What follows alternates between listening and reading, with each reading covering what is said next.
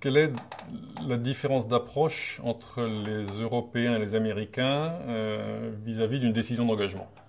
À mon sens, la différence est très, très importante. Regardez un petit peu le poids de l'histoire et de la géographie.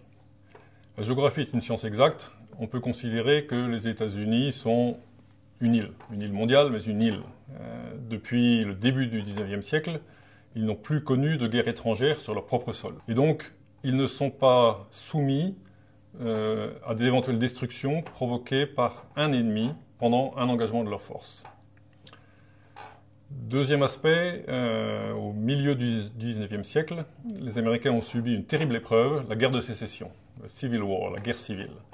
Et cette guerre civile a créé une cicatrice toujours ouverte, toujours aussi vive en eux. Ils ont tiré quelle conclusion? La guerre civile a duré 4 ans, entre deux forces qui étaient relativement équilibrées, et elle n'a fini par basculer qu'en 1865. Cette guerre civile a causé des centaines de milliers de morts et de blessés, gens du Nord, gens du Sud, et la guerre civile américaine, la guerre de sécession, est à aujourd'hui encore le conflit, toute guerre confondue, dans lequel les Américains ont perdu le plus de personnes.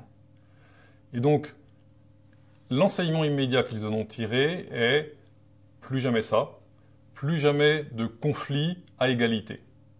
Quand on engagera une opération militaire, eh bien l'ennemi ne doit avoir aucune chance. Si vous conjuguez à cet événement historique un autre événement beaucoup plus récent qui est la guerre du Vietnam, où ils ont engagé un nombre croissant, extrêmement important de forces d'une manière assez parcellaire, sans leur permettre d'exprimer toute la puissance qu'ils avaient. De cette double approche, vous déduisez immédiatement les théories actuelles américaines qui sont le overwhelming power, le pouvoir dominant, le pouvoir extrême qui efface l'ennemi, et le shock and awe, créer du choc et de la terreur. En gros, il n'y a pas de combat à égalité, il n'y a pas de combat fair play. Je n'engage le combat que si je suis absolument certain de pouvoir remporter la victoire. L'ennemi n'a aucune chance. Ce qui est une approche des choses qui suppose d'énormes moyens à la mesure de la démocratie américaine.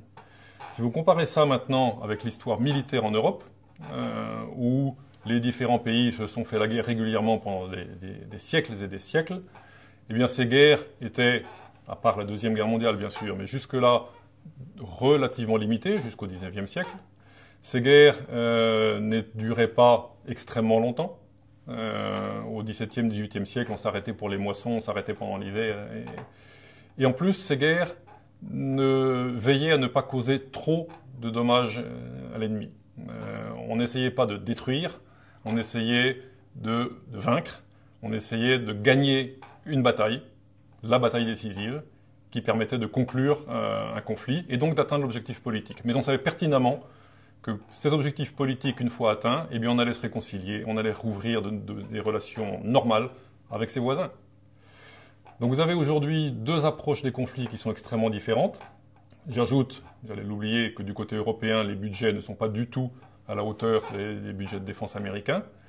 Et vous arrivez au constat que la manière d'employer les forces n'est pas la même selon que vous la préparez et l'exercez avec une culture guerrière, une culture militaire européenne ou américaine.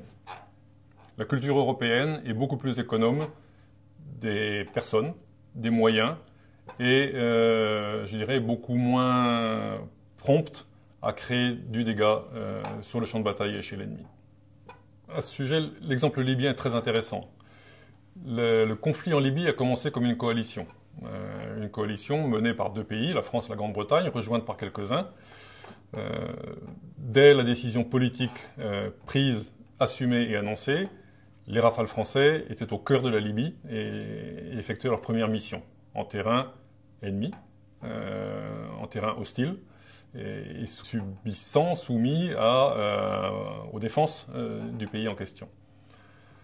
Quelques jours plus tard, quand les forces aériennes américaines sont intervenues, elles l'ont fait également dans d'excellentes conditions, allant jusqu'au cœur du pays, mais avant que le premier avion américain ne franchisse la côte libyenne, il y a eu une préparation à base de plus de 100, 120 je crois, missiles Tomahawk destiné à détruire l'ensemble des défenses. Cette simple comparaison montre la différence d'acceptation du risque dans les opérations. Pour un Européen, le risque fait partie de l'action militaire, il est assumé, il est calculé, il est maîtrisé, mais il fait partie de l'opération. Pour un Américain, le risque doit être réduit au minimum, et encore une fois, l'adversaire ne doit avoir aucune chance. Pour continuer sur cet exemple libyen, on peut aussi parler du mode opératoire. Je vais parler des forces aériennes, puisque c'était mon domaine de prédilection et d'origine. À partir du moment où l'opération est passée sous le contrôle de l'OTAN, le modus operandi, les modes opératoires, ont été ceux de l'OTAN qui sont très proches, voire dérivés, des modes opératoires américains, puisque les Américains, du fait des faibles investissements de défense en Europe, les Américains assument à peu près 70% du poids des dépenses de défense au sein de l'OTAN. Et donc ce sont les méthodes américaines qui s'imposent, je dirais, très naturellement. Ça aboutit à quoi? Ça aboutit au fait qu'il fallait conserver en permanence des patrouilles d'avions de combat en vol, jour et nuit, prêtes à agir au cas où un hypothétique avion ou hélicoptère libyen aurait osé décoller, il n'en restait pas beaucoup au sol. Et pour que ces avions de combat puissent rester en vol longtemps, eh bien, il faut aussi qu'ils soient accompagnés d'avions de ravitaillement en vol, et qui leur permettent de venir de temps en temps refaire le plein et d'effectuer des missions de plus longue durée. Quand vous regardez au résultat l'analyse, qu'est-ce que nos amis américains ont déduit de ce fait? Eh bien, ils ont regardé que sans la contribution des avions ravitailleurs américains, la mission n'aurait pas pu être effectuée. Une approche européenne aurait été qu'il n'y avait peut-être pas besoin d'avoir des avions 24 heures sur 24 dans le ciel, qu'il aurait fallu les utiliser de manière plus ciblée, et donc faire des économies de ravitaillement. Et de ce fait, les équipements de ravitaillement existants auraient certes été très utilement complétés par des avions américains, mais pas dans les mêmes proportions. Et si vous regardez encore de plus loin les conséquences ultérieures, eh bien, les premières leçons tirées ont été il faut compléter les flottes de ravitailleurs en vol. Dans la position que j'exerçais au sein de l'OTAN, au commandement de la transformation, j'ai fait faire une analyse qui prouvait très clairement que pour les missions que le concept stratégique assignait à l'Alliance, le nombre total de ravitailleurs existants était suffisant.